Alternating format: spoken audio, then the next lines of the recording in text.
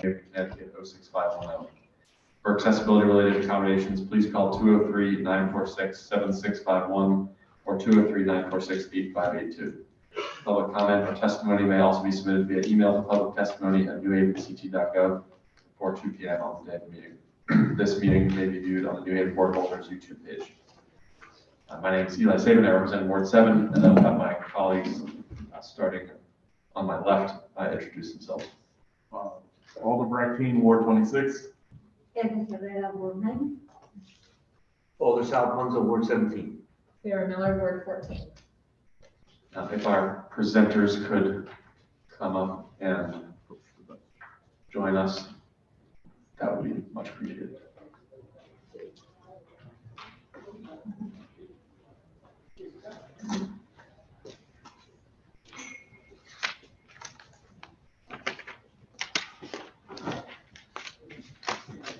It's been a long evening, and we're very grateful for all that you do, obviously, and that you're here with us to talk about this important issue.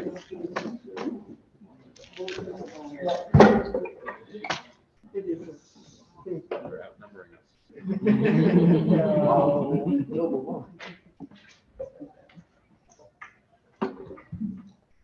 If you could start before you speak by saying your name and address for the record. Thank you. Hello, I'm Eileen Tracy, Superintendent, New Haven Public Schools, 226 Compton Street, New Haven. Lynn Bradley, 15 Cobblestone Drive, Camden, Connecticut, and I am the supervisor of literacy. Anthony Reed, 73 Benton Street, and I'm a second grade teacher in Madison. Marilyn Carleglio, 51 Bradley Street, Branford, Connecticut, and I am the literacy coach at Clinton Avenue School. Good evening. Keisha Redhand as Assistant Superintendent, 155 Hearn Lane, Camden, Connecticut. Katrina Aspler, 16 Surrey Lane, Southington, and I'm a third grade teacher at Clinton Avenue. Kim Torello, 15 Lever Terrace, New Haven, Connecticut. I'm the literacy coach at Bishop Woods. So I'm just going to spend the time to just introduce them because I'm not saying much of anything tonight. So I know you have asked us to come and present this evening on just a feedback loop as to what has been happening since our last presentation around literacy and what we're doing in New Haven Public Schools. Ms. Hans always surrounds herself with the best. And so today, many of these teachers are going to present their experiences on the pilot that is going on right now in New Haven Public Schools. So Keisha, take it over, please. Okay. So we're going to go through this presentation that you have pretty quickly because we want you to hear the voices from the classroom. Just kind of, if you go to slide 3, we were presented with 5 programs from the State Department of Education in order to achieve the right to read legislation. From those 5 companies that we vetted, we selected 2. As a reminder, and thank you to those who were able to attend our Reading Expo. We held a Reading Expo where you didn't have to hear from us, but you heard directly from the companies.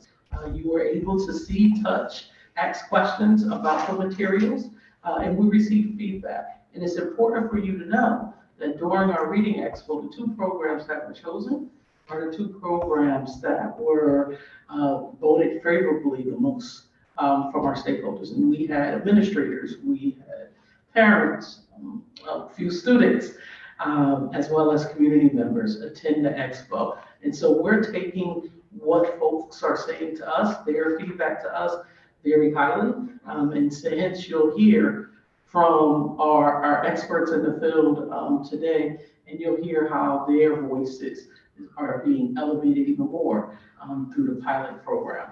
So we selected 2 programs, and I'll turn it over to Lynn Bradley to talk about that a little bit further in depth. As you know, the pilot, we have 12 pilot schools, and it's a variety of schools. Some are biliteracy, some are neighborhood, and some are magnet. So Lynn. Okay.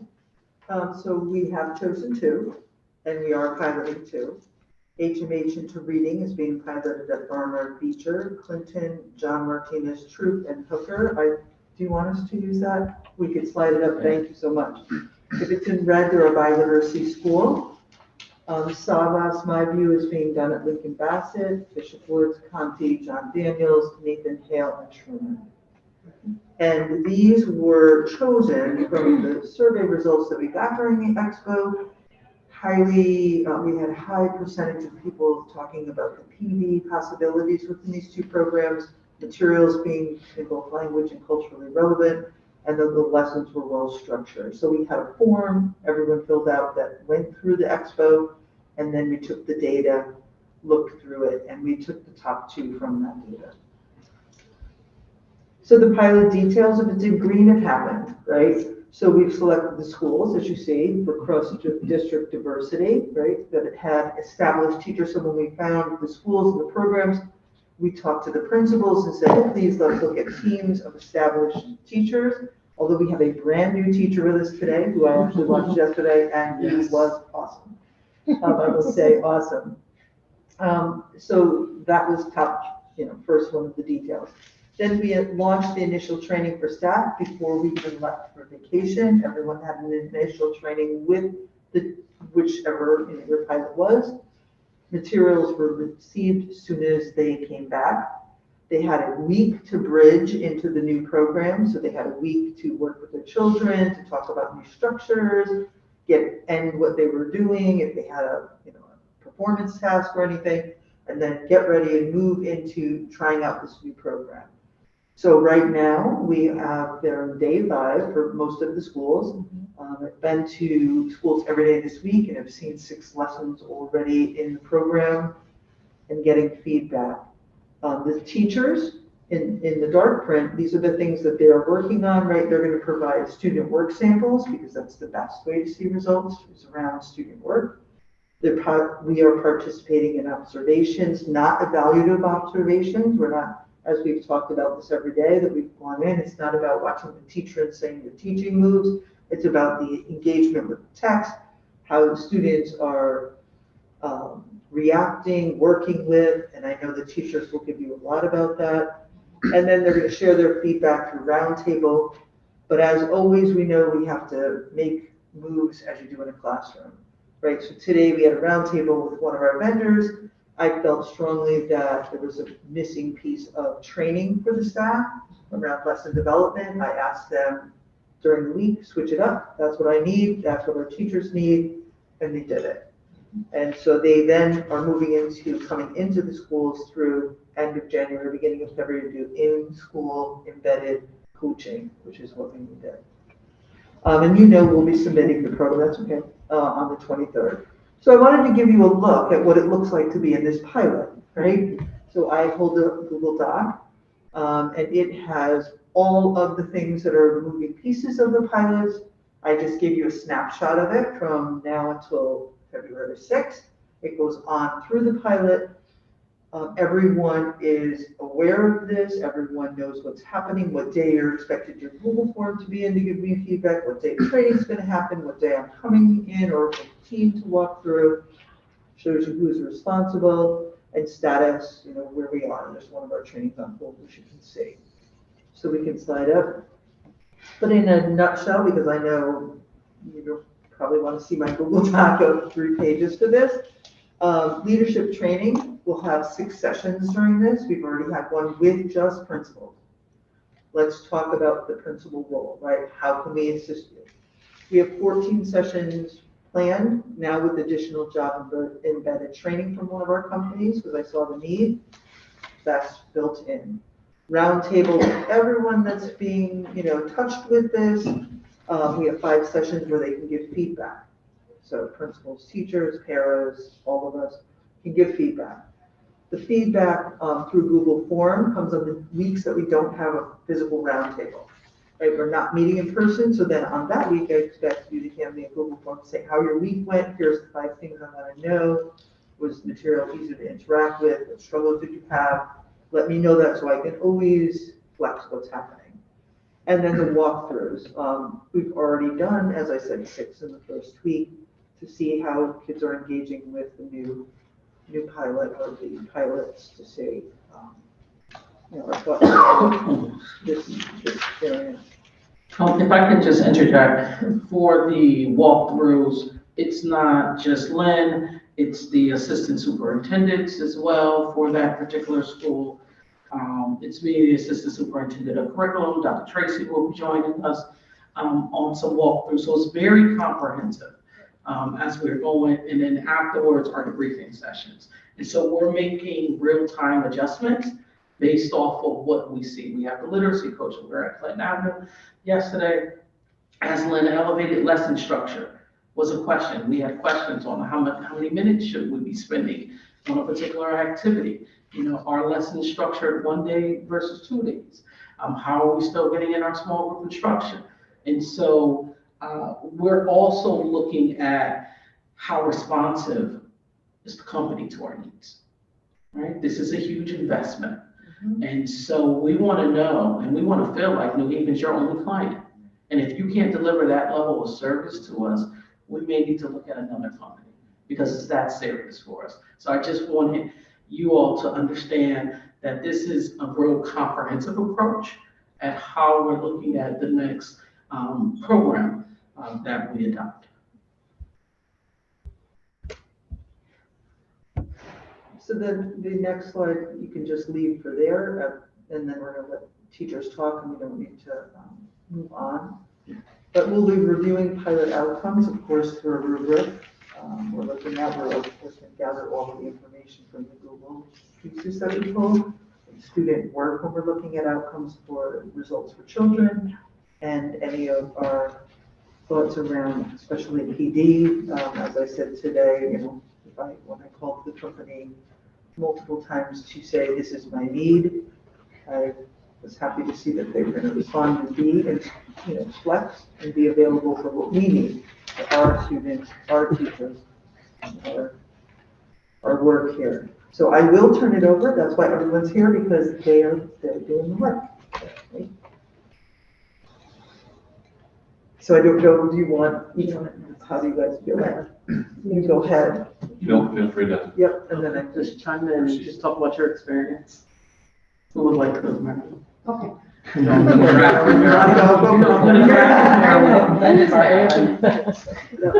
Well, I am do I have to give my name and address again, do I?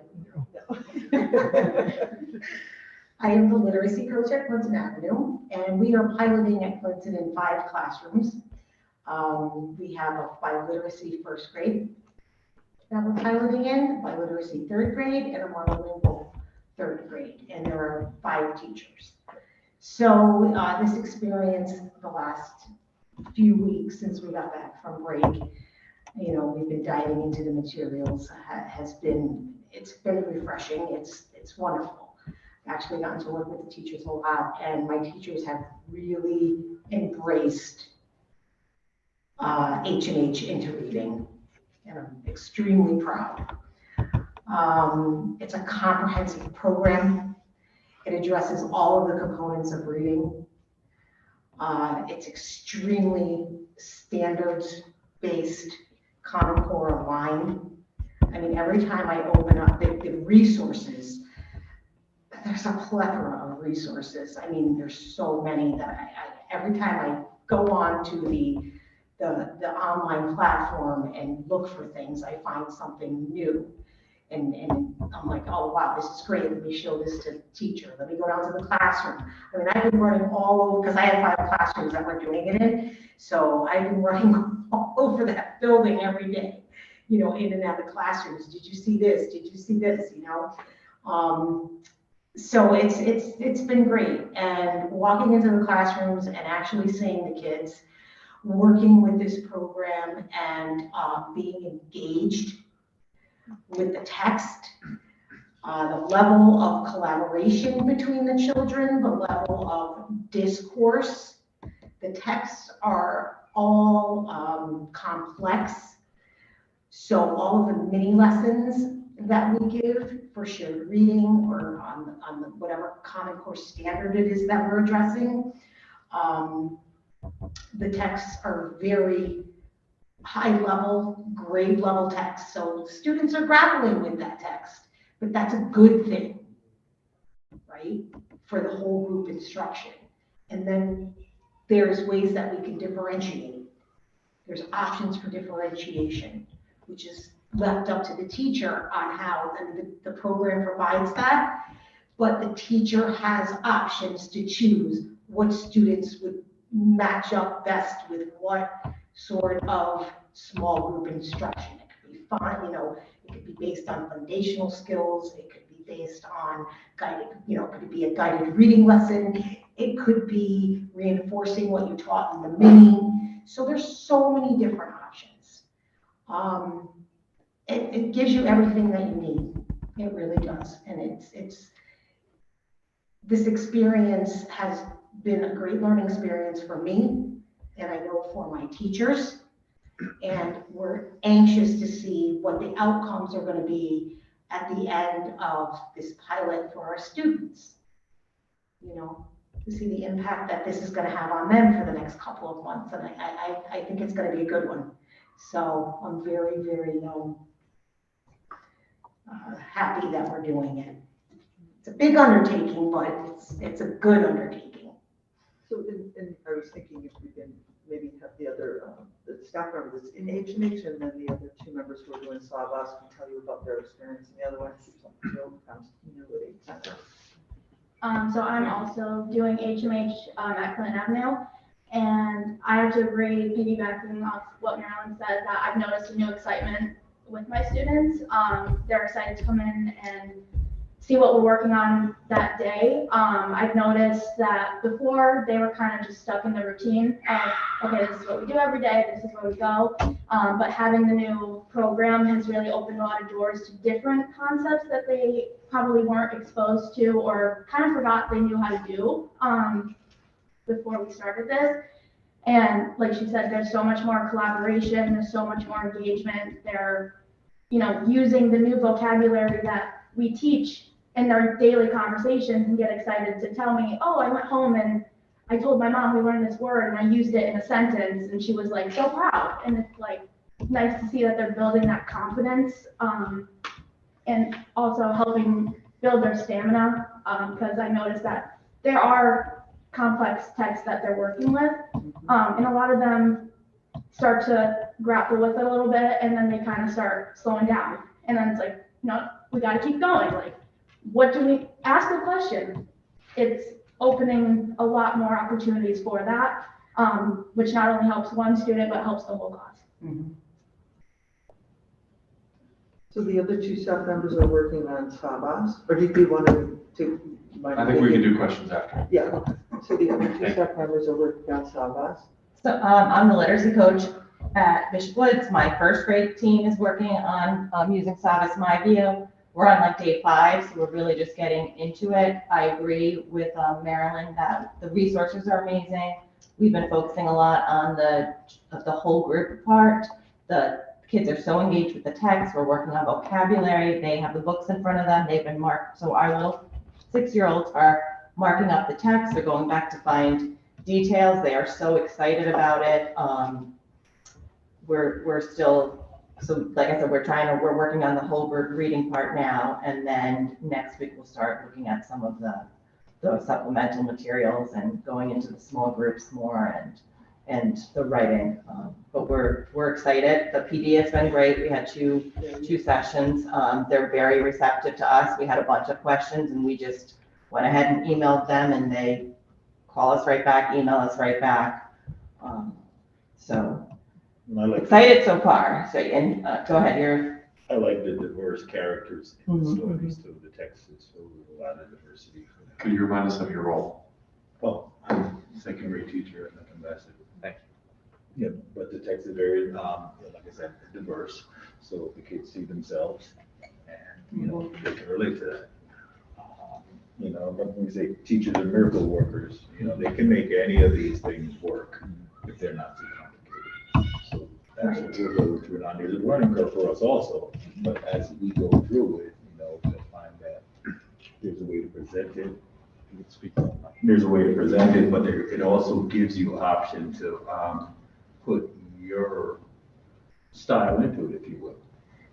Because there may be a lesson to be delivered on a particular subject, but you have 3 or 4 different ways that you can actually approach it. So that's nice also. Completely integrated, social studies, science, everything. Yes. Today, my little first graders were comparing, they had to look at the 3 different pieces of text we've read over the week, and they had to find similarities and pull out details from each of them, and we were amazed with what they could do. And I was happy that pushed us to do it. I'm glad to add in that piece, right? So both of these programs are reliant on cross-curricular with science and social Yes. studies. So the units will alter, right? I watched the light and dark unit where they were doing folk tales, but they were pulling in the science piece of it. Yeah, I noticed that because our science right now is patterns in nature. Mhm. And within the reading, we talked about patterns. So in the science program, even though they're 2 totally different programs. Right. Yeah, so. Right, so we have had some thoughts about that with our curriculum supervisors. The ELA curriculum chosen will have to keep in sequence, right, because it's skill building. But when we look at the science curriculum that just came in new, if we can match light and dark with the first grade reading module 5, then that's even better, right? Because then it expands the experiences for kids, it deepens it. So both these curriculums have that ability, which I think is a very big plus in learning. What mechanism is there for the struggling reader in those classrooms? How does the program provide for the struggling readers in those classrooms? It's just a question. Well, we have a plethora. I was gonna say, I don't know who wants to answer. I'll start. I mean, the teacher's guide has a lot of different ways to differentiate, Yes. but most of that is going to come through the small groups, the small group portion of it. Besides just the normal things of, when we're doing something whole group, we know what the kids need, so we focus certain questions on certain kids. But what we focus on right now so far this first week was the whole class reading, where everybody's getting the same focus and it's more of a comprehension focus.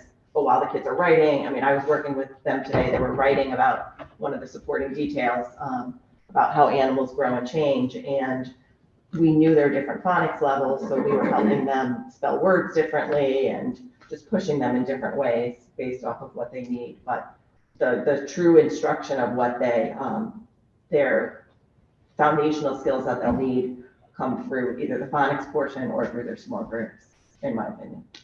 HMH also has a lot of accommodations for ELs as well. Yes. And they embed that straight into each lesson. So day 1, step 1, right underneath, it'll give you 4 ELs, try incorporating this, try adding different vocabulary, explaining different vocabulary, just so that you're not just sticking with, I assume they know what it means, because we can't assume anything. And when I planned with first grade teachers, we actually said, let's just do that for everybody, because we knew that was a deficit for most of them, but a lot of it is just right there. It's really about the small group, and they give you, like HMH has a whole section in every lesson, all on differentiation based on what your students need, right? So, and they also give you, like you said, Katrina, the EL support, and there are levels of it. So you either are going to provide substantial, child needs a lot of EL support, or they need moderate, or they might need very light support. So that's all there for the teacher. But, it goes back to the teachers know their students. They know what their students' individual needs are. It goes back to that, right? So you could stick up something in front of me, but I've got to know my kids, and know what each individual kid needs and where they're at. So I asked a question because I wanted you to touch onto that, because I know that's what the program provides. That's what it is, to push. Yeah, it's there, but now it's like, what does the teacher know about their student? for students, you know, to move them. What is the instruction that they need every day? And it's, you know, it varies. We have kids that are reading on grade level, and we have kids who are in the middle, and we have kids who are severely deficient. So it's juggling, balancing act, and the program HMH, I don't know about Sabas, it does give you those options. But now it's just a matter of the teacher deciding what does that student need. Yep. Yep.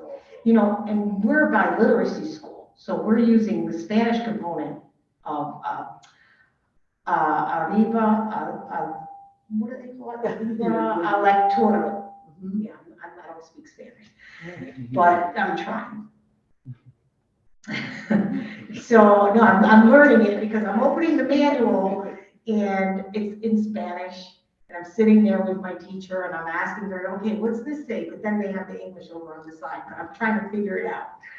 So anyway, I mean, the Spanish component is exactly, it's completely aligned to what the English component is. Some of the texts are different on some of the, for some of the lessons. Of course, the Spanish, I mean, the phonics and foundational skills are a little bit different because learning to read in Spanish is a little bit different than learning to read in English because you're focusing on syllables and that kind of a thing. I'm starting to learn a lot about that as well in the past couple of years. But so I mean, it's great. So our students, you know, in the biliteracy program are getting it's equitable. We're getting the same thing on both English and Spanish. You know, so it's nice. And they can make that connection. There's that bridge from one language to the next, and it's reinforcing. So it's actually, I think, very positive. The other thing, a lot of the lessons are also designed to build background knowledge. Yes. Kids usually have a lot of background information. So they scaffold the lessons so that you get a background knowledge as you do the lessons. And the lessons are, you know, we found out today, it's flexible. It's there, but it's flexible. You know, we've only been doing this 5 days, so we were thinking, we gotta stick right to the plan that it says. And that's what, you know, we were doing. But then we were like, how are we gonna really do that? With the time that we have, you know, our kids, we have other subjects we have to teach. You know, there's math, there's science, there's all these other things.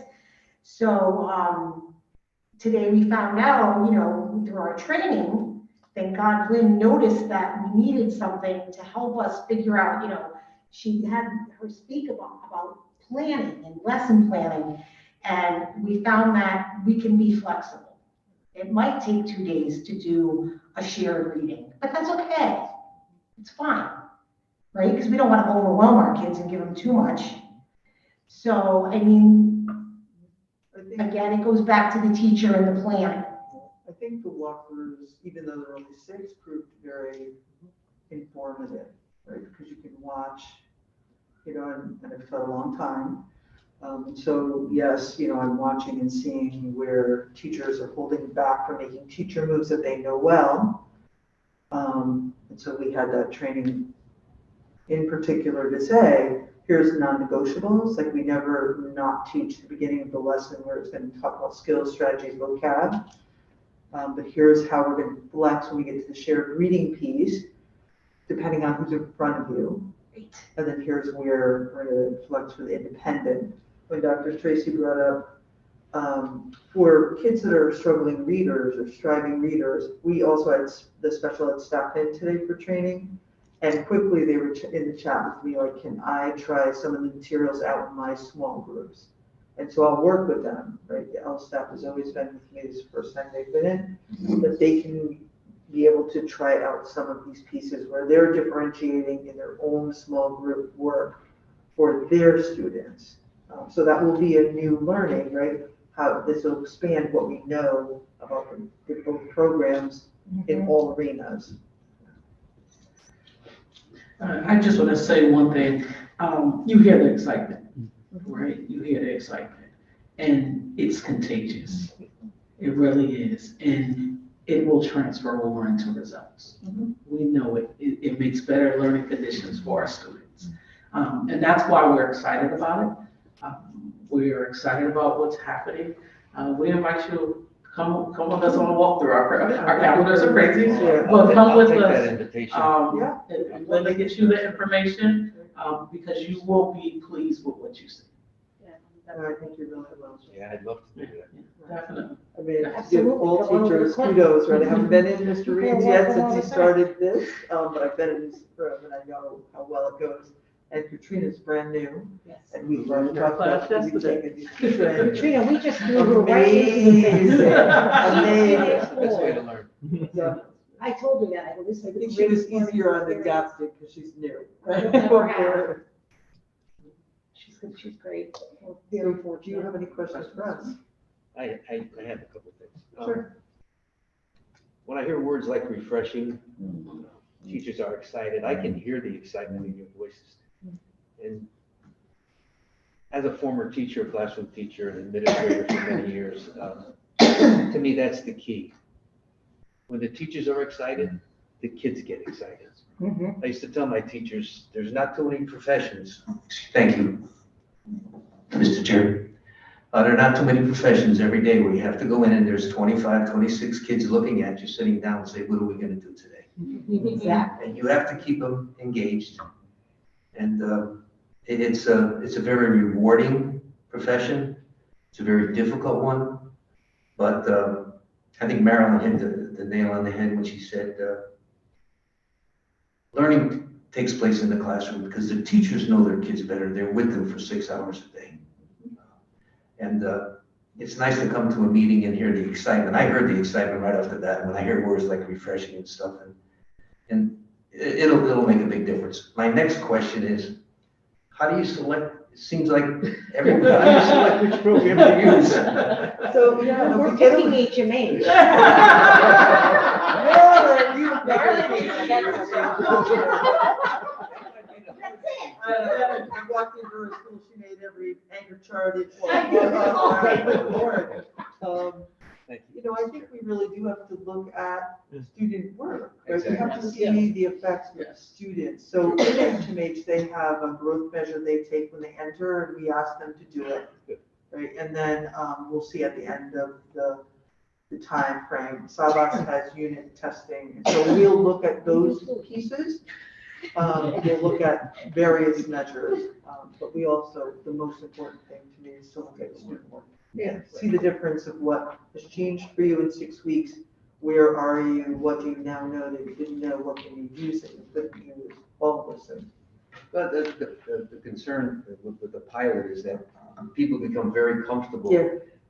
doing what they're doing with that particular program, and it's not selected, and they're disappointed, but that's the way it is. It is the way it is, but you know what?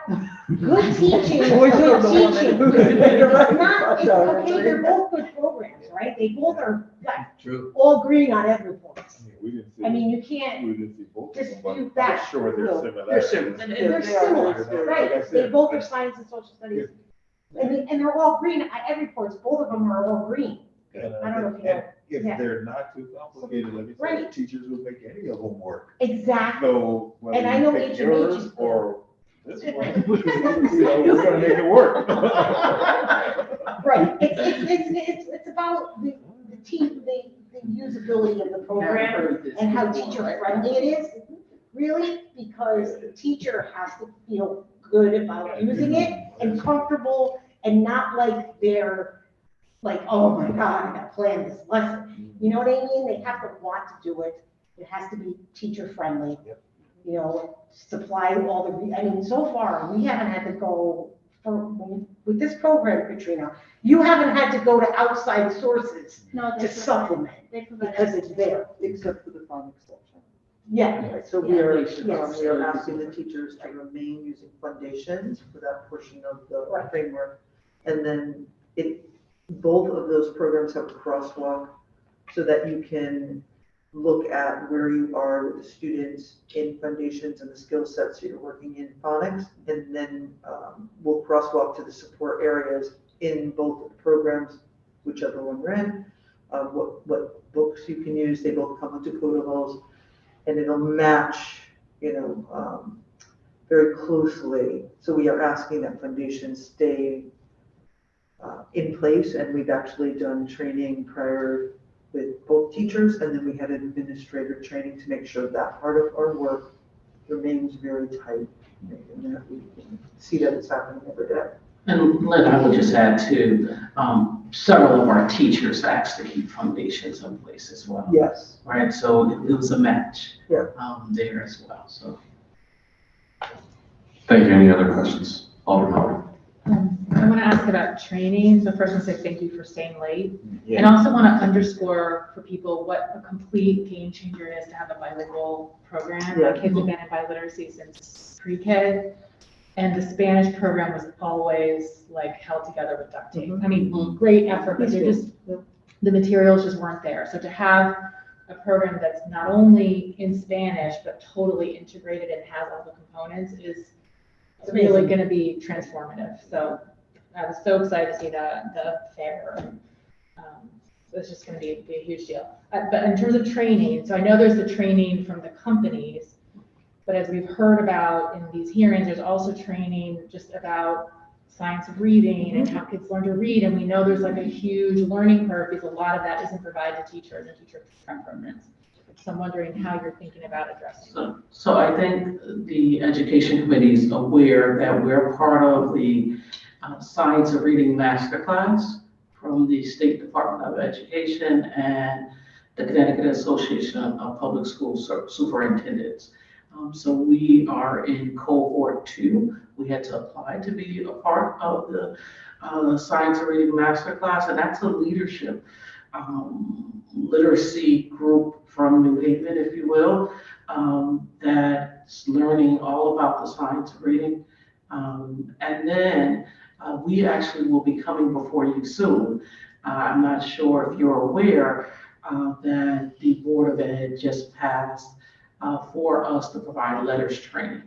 If you can recall, in our September, I think it was, meeting, Alder Miller had asked us about letters training and if we could take a look at, the program offerings. And actually what we found is that when we looked at it, there were some staff members that were actually trained in letters within New Haven Public Schools, and we received favorable feedback from them. We also talked to our colleagues at the state, had conversations with letters, met with them a few times.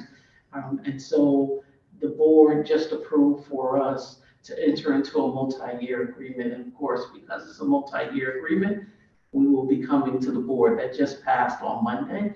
So you'll hear about that training. Fantastic.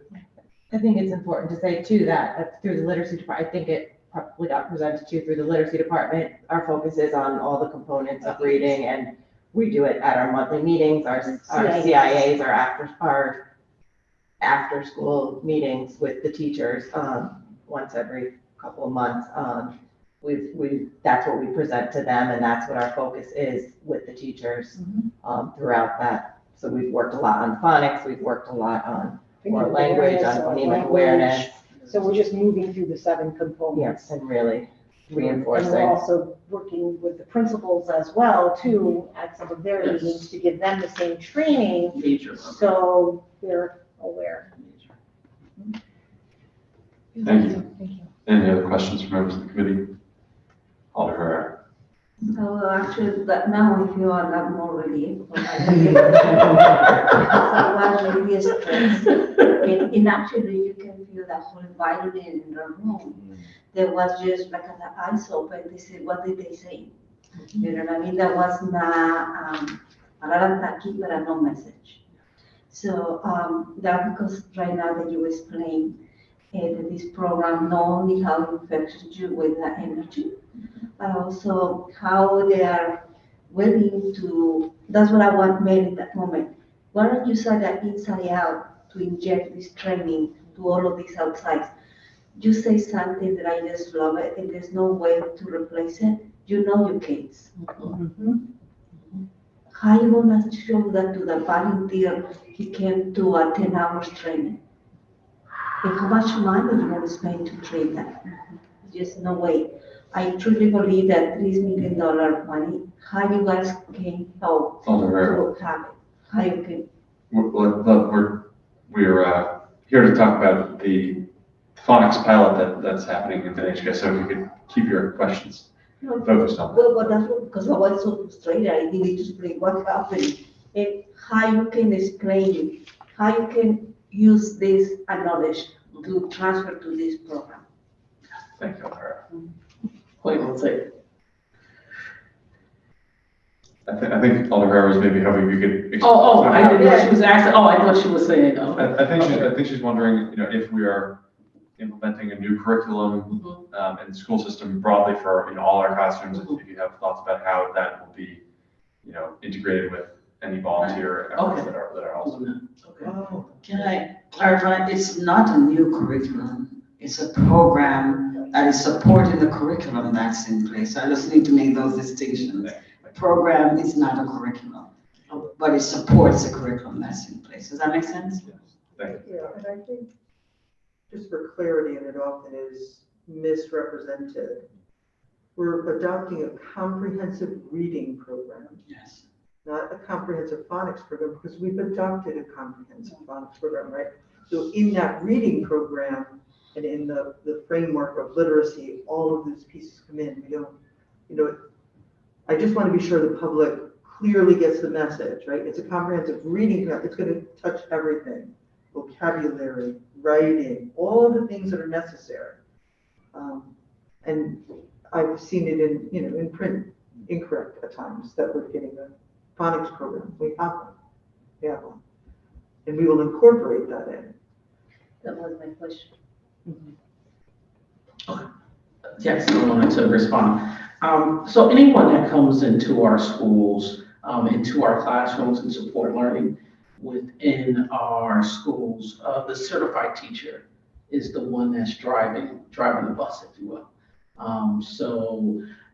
If there's someone volunteering, typically when they come into our schools, they're going to work with the coaches first, right? And our coaches provide one-on-one support, training. They'll sit side by side with them to provide them a model lesson for them, but then also sit side by side to provide feedback to them as they deliver instruction to our students as well. As far as our classroom teachers, when we adopt the new comprehensive reading program, part of what we're looking at is how can we get materials in teachers' hands as quickly as possible so that they're ready to launch in August. That's critically important for us. Do we offer, and we're planning to offer summer sessions where we're going to pay teachers to come in to get professional development on the program as well. Now, we know we won't hit all of our teachers, but we'll hit some of them, and we'll keep at it and be consistent to ensure that we meet the needs of our teachers so that they can have the same excitement that you hear at this table. It's been a wonderful experience. It's been a lot of work, but it's been a labor of love, and we've enjoyed it thus far. We do have a challenge ahead of us, right? Which program do we select?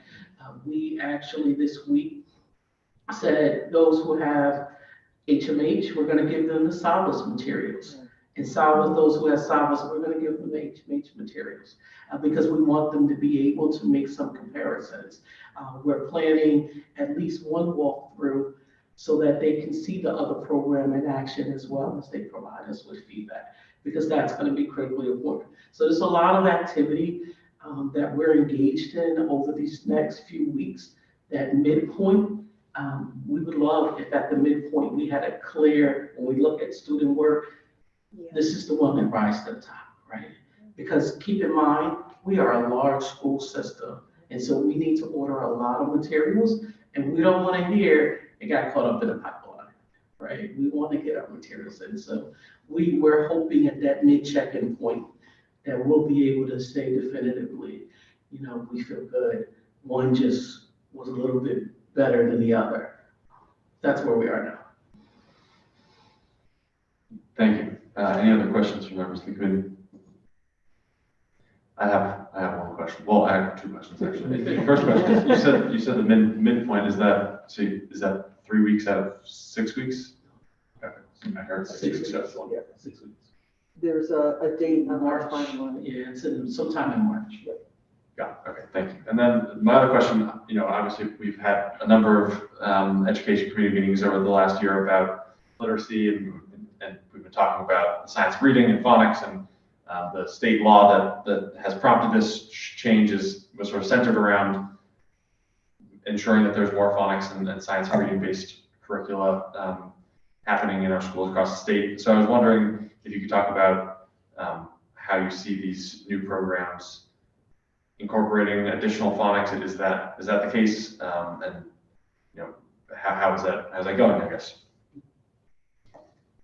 I will say, phonics is just one element of the science of reading. It's phonics, it's phonemic awareness, it's fluency, it's comprehension, it's the letter naming piece that they brought in.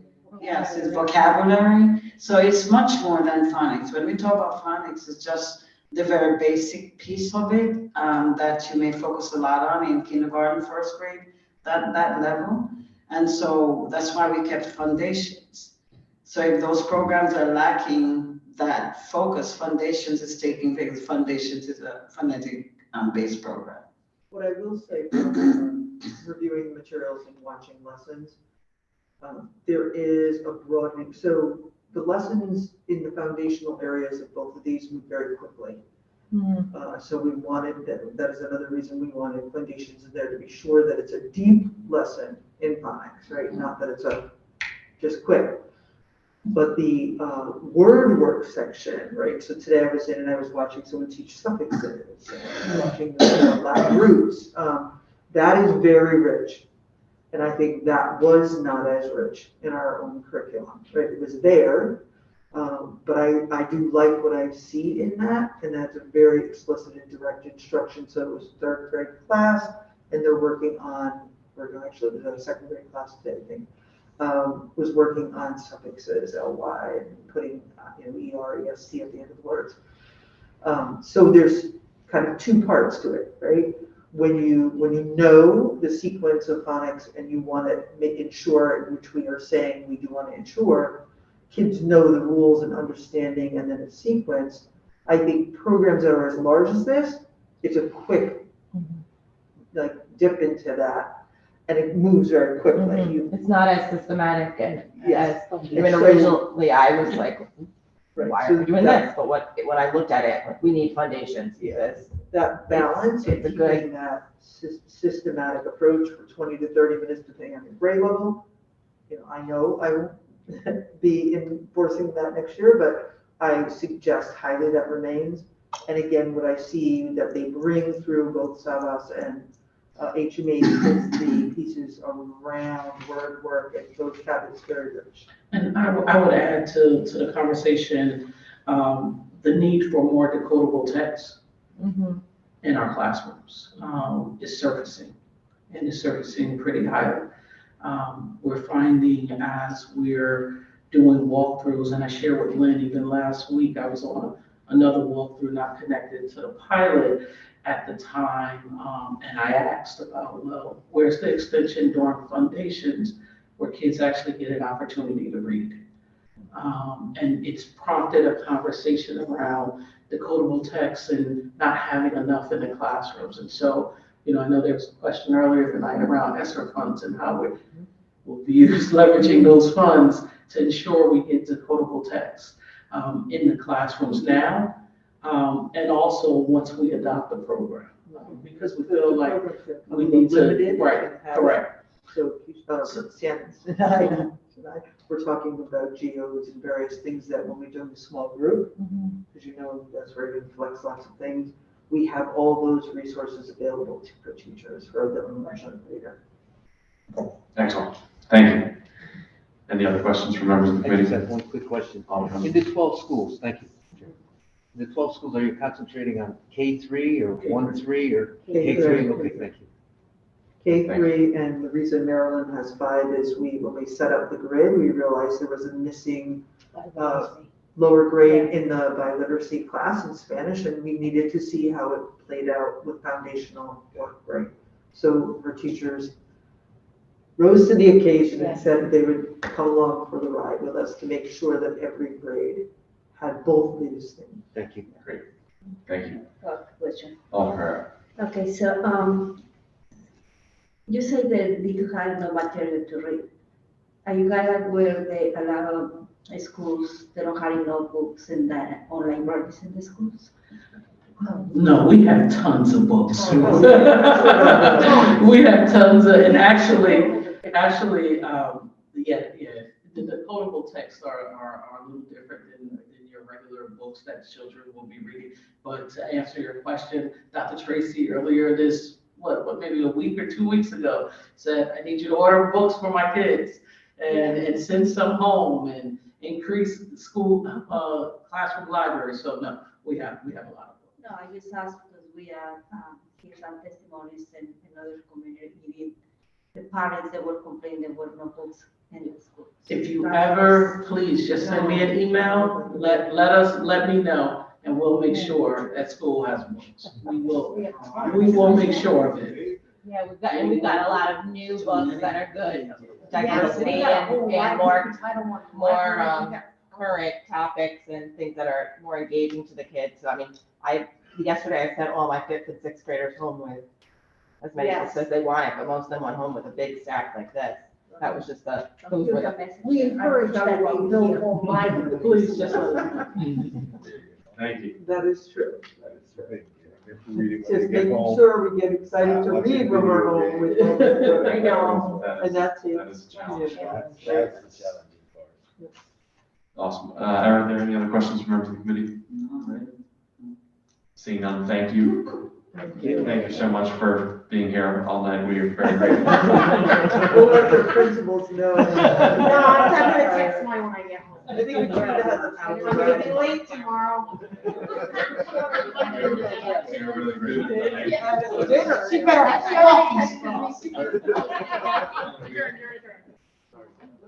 Are there any members of the public who would like to testify? Are there any members of the public wishing to testify? Yes, please.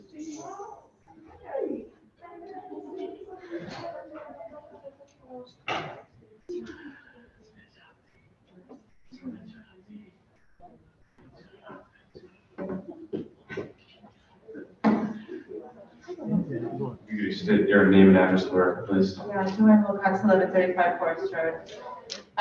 And I recognize this is a K through 3 pilot, but I can't help but think about the kids at Riverside that have these reading gaps, and I just want to understand what's going on for the older kids.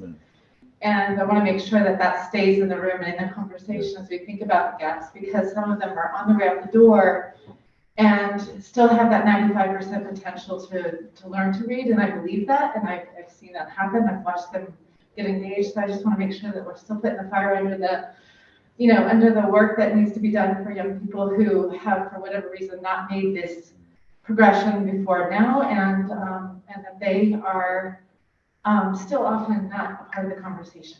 So thank you. Thank you. We appreciate that. Are there any other members of the public wishing to testify?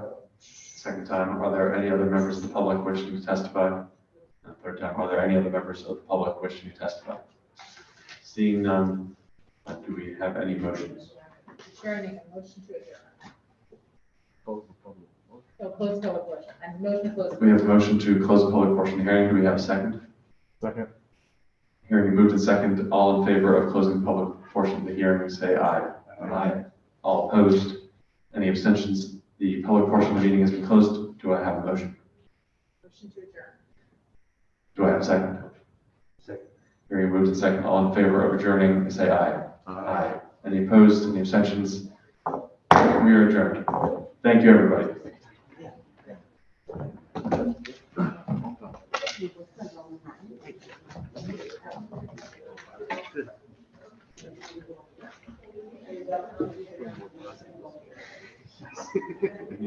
We needed it.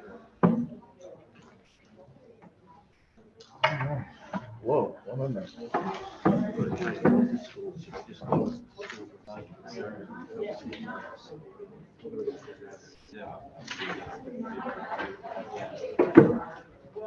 All right, good job, Mr. Chair.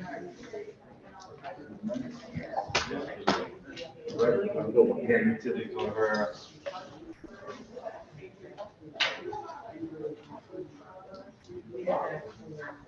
Send, thank you for signing that, send it. Oh, yeah, of course.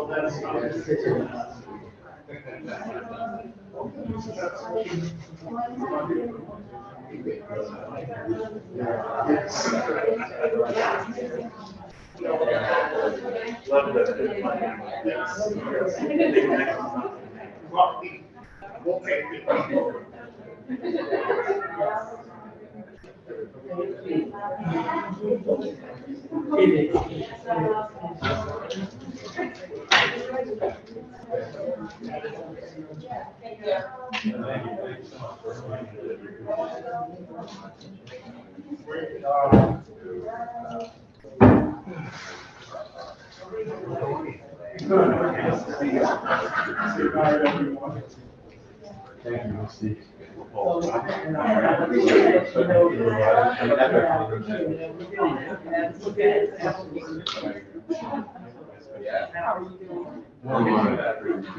So it's more positive. Had previously, which is good. I was thinking the same thing, I was like, it's so nice to hear about your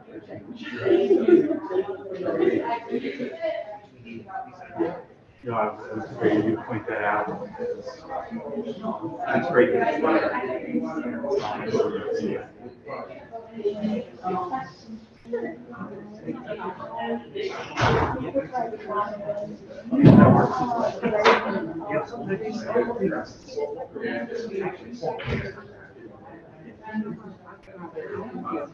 presentations because it's got their names.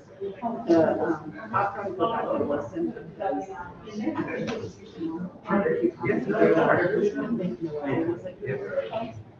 But, you know, I'm not sure. But definitely.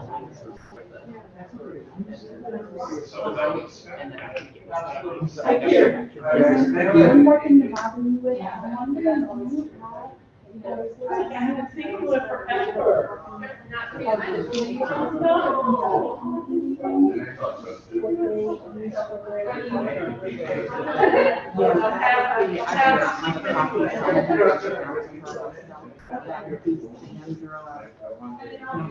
Her name if I can try, but she's a policy analyst. Give me just a moment, I can spell it for you.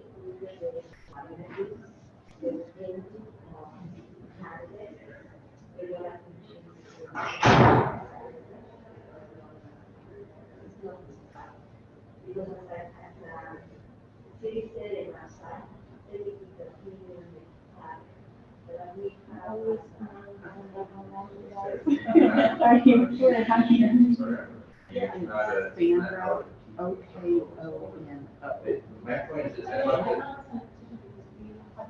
And she's a policy analyst. That's fine. So.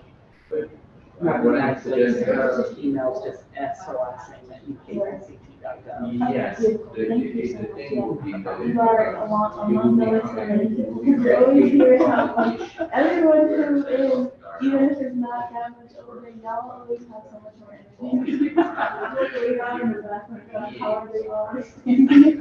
Run on coffee for sure. Right. But thank you. Oh, you're welcome. It's great talk, Ted. You have a wonderful night. Whoever, I don't care, but I have them set up. It's on my website, but I'm open to anything that works. And I do think that if we get enough parent momentum, the mayor will step in and behind the scenes, there'll be conversations to make it first. I think politically suicide not to do so.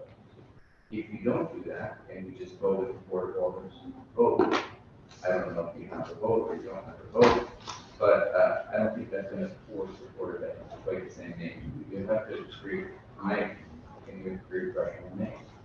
And so if we have a vision signed by, I don't know, hundreds of families, and do a rally with Cornell, you, whoever, and create pressure, and here behind the scenes, the mayor will force the board of ed to tell them to do it.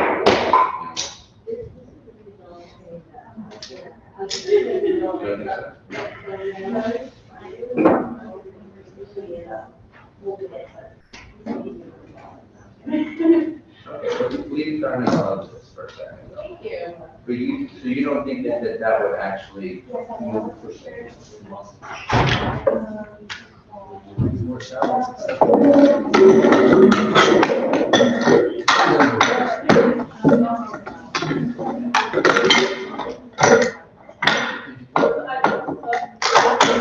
Yeah, so they let us know when they have, like a scheduled thing, and she won't join. Absolutely. Yeah. I think it's there's no one way to do it. Did you guys decide on the time to go? Let me know how it be. Did you guys Yes, decide on the time? yes, No, okay, yeah, all right, absolutely. Thanks so much, Missy. Have a good night.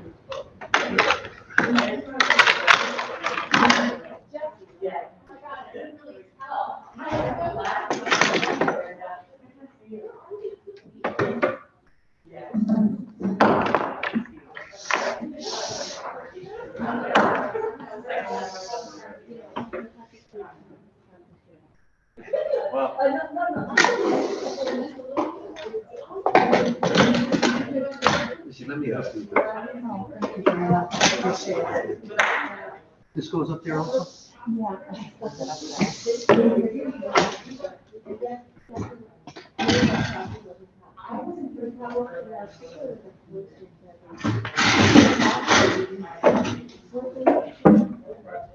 It's Saturday. What do we do with all this? Pilot?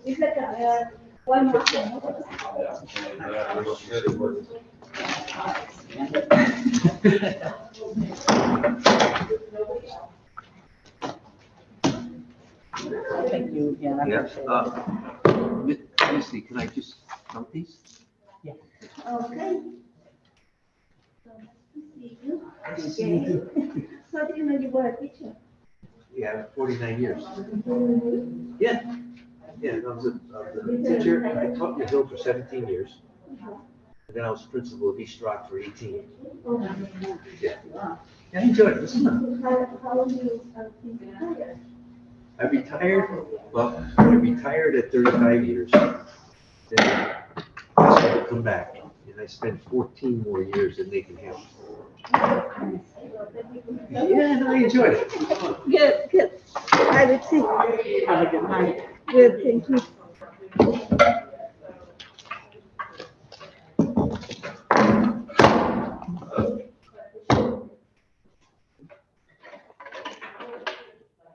Hi, Lucas, leave you alone. I'm sorry? Hi, Lucas, leave you alone. Oh, I'm not sure where he's at. Oh, you're welcome. I'm so sorry that it's so late. Yeah. You don't feel that. I don't really kill him. I think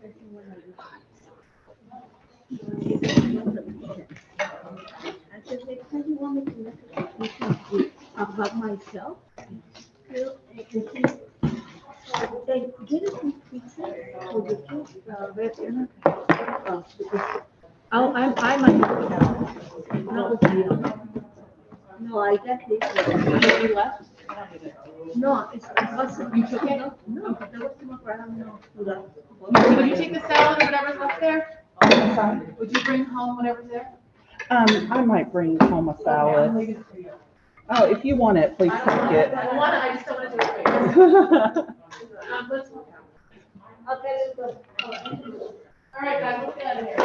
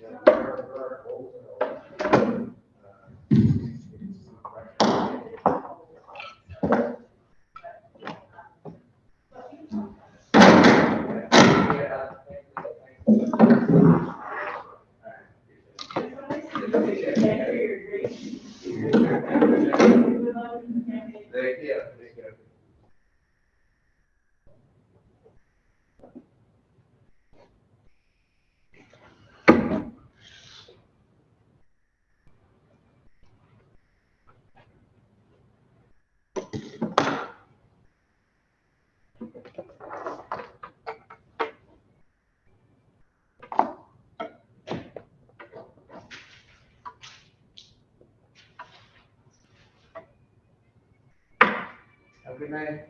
Thanks so much, you as well.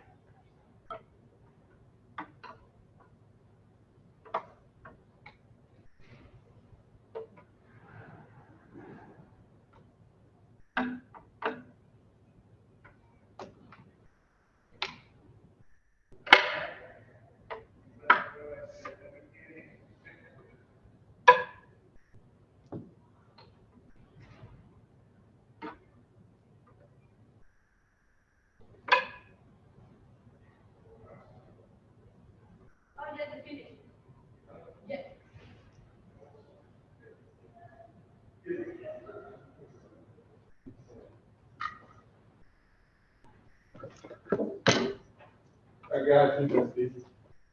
Oh my God, 2 minutes. ¿Cómo está? Muy bien, muy mucho bien. This one in your pocket. One in my pocket. Yeah, the black tie thing. I found one over here, but I didn't bring it. So, Oh, yeah, I won't go. yeah.